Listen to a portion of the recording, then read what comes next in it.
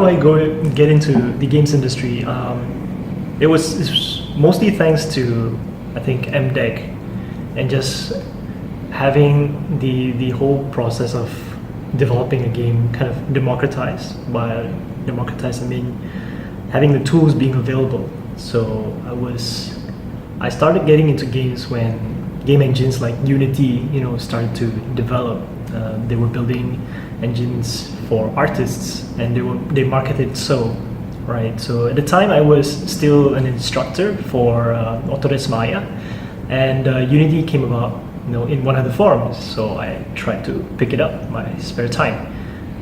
So I had a lot of free time in one of my previous jobs, and I just spent a lot of time just secretly teaching myself how to code in C# and JavaScript, learning Unity.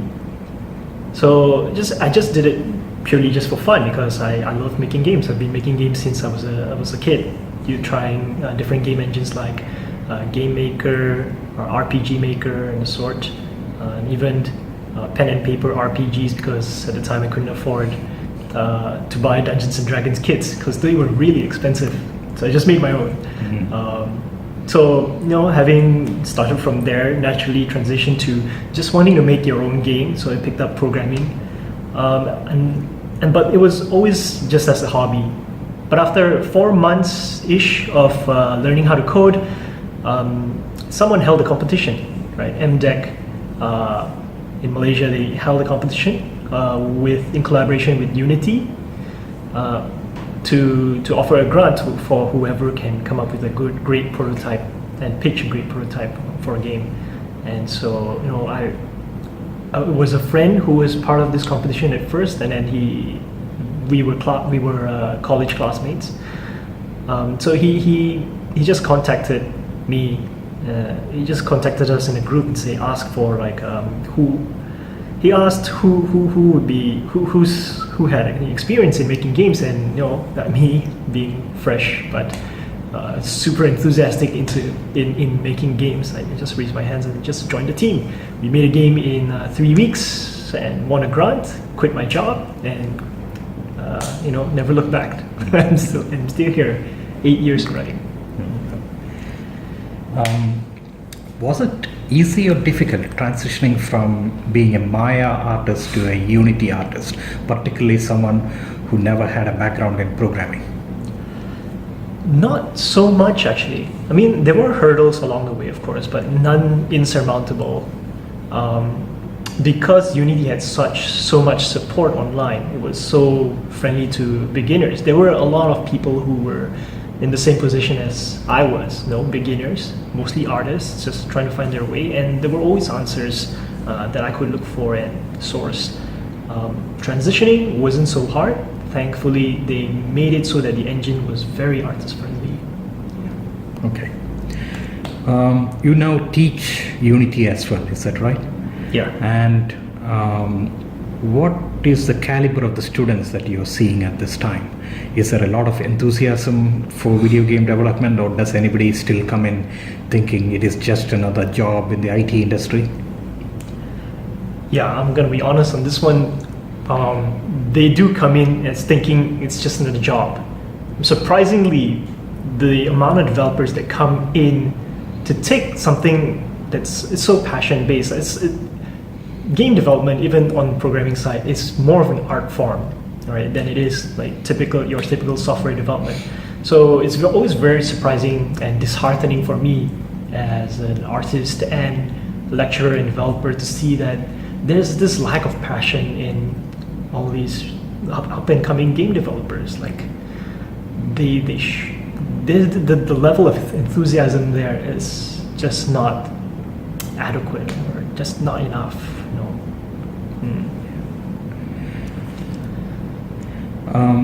What advice do you give to new students who come in without that requisite passion? You have to kind of just reevaluate your goals and your motivation. Like, why are you actually in this course? Do you want to make something you're proud of, or do you just want a job? Because if you just want a job to survive, I don't think game development is the right path for you. It really is a tough industry, right? Studios come and go. The market is so saturated, and it's just really hard to survive these days. Well, the thousands of people coming in are, fresh out of college, and the people who have been in the industry long enough have actually moved on to more stable jobs in software development, because indie studios close down every year. So naturally, those who have the experience are gone, and the ones that are pouring in, the thousands, those, the skill level is just not enough to handle the bulk of the work. Are any of your students being recruited by companies outside the games industry, such as in AI, machine learning, or virtual reality, non-games based companies? Yeah, they are. Some have gone on to do, just data entry or simple software development, or even web development. But I've not heard of. VR is part of games, so that is still something that they do. Typically in this region, VR and property is something that goes hand in hand, and there's a lot of development in that, and a lot of people are in that area. So yes, they do branch out to other industries other than games. Coming back to your own games, which are now available on app stores, Apple and iOS, what was the very first game, the commercial game that you developed, and how successful was it? Right. So the first game that I made was called The Dreamcatcher, and that was the game that won the first grant that got me into gaming. We had a couple of mentors that weren't really well versed in the games industry, but we ourselves were quite fresh.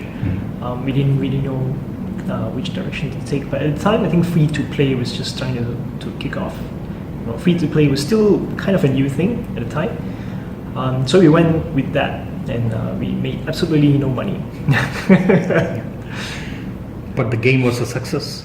It was not a success. Oh, it was not a success, despite winning the competition. Yeah, despite winning the competition, we spent about a year on it. We made absolutely no money. But the following year, we made a game that took two nights to make, and that made money. That made money. Yeah, a game that took 2 nights to make money, more money than a game that took a year to make. And what has been the most successful game that you have developed so far? The most successful game I've made is called Velocibox. It's a game I developed solely on my own with a couple of freelance helps here and there. That's a game on Steam and PlayStation 4 and PlayStation Vita. Yeah. And how many sales, if I may ask, have you had? Hit about over 100,000 right now. And at what price point is it selling? Originally it was, I think it's $7.99 on Steam and $9.99 on PlayStation, I think. Okay. Yeah. Right. What game are you working on right now? Right now we're still working on Warpods. Warpods is our free-to-play block breaker RPG. So it's just taking the block breaker trend and adding a new RPG twist into it with some interesting story elements. And the main focus for this game was to explore live operations, live ops, and that includes delivering fresh content every week to our players. So we built that whole sort of integration into the game, and have been doing quite okay so far. And our next game is also a follow-up to Warpods. It's in the same universe, so we're building kind of an IP that's centered around that. The next game is a simple 2D shoot 'em up. We're using the same pods. Okay. And you're using Unity for all of this? Yes. Right. Okay. So how many people in your team? Our team is 3. Yeah. Okay. We have one designer who's also a narrative designer and a level designer, and I have an artist who's my business partner, and I do the programming, the animation, sound effects, and the core design. Okay. How difficult is it to run an indie studio right now in Malaysia? depends on your scope and size. Running an indie studio, if you're a one-man team, there's no overhead virtually, I suppose. But if you're talking about running it specifically in this ecosystem in Malaysia, there's a lot of support going on. Right, so the government has prepared an incubator to house indie devs on the grassroots level to kind of grow their team and grow their product. And there's a lot of mentorship being supplied as well from more experienced devs to kind of help you grow. So there's a lot of support. Yeah, it's great. Right. What advice would you give to a new entrant to the games industry, someone who wants to be a developer or a programmer or artist? As an individual or? As an individual, yes. Right. As an individual, I'd advise you to join as many game jams as you can. If you are a young developer and have the energy, to spend, join as many game jams as you can, because it's an avenue for you to experiment and fail and to learn new things, because you're meeting so many new people, and there's more than one way to approach a subject. It's also an experience for you it's a good way for you to experience publishing a game and publishing your own game, a full game cycle. We see a lot of game developers who don't even see their game released, and you tend to not learn as much if you don't release a game, because you can only learn from your failures, I believe, right? And you only learn from your failures when you actually implement those failures into what your learnings from your current game to the next game. Right, so game jams are a great way for you to constantly experiment new things, develop a new game, try new ideas, and meet new people, and just grow fast.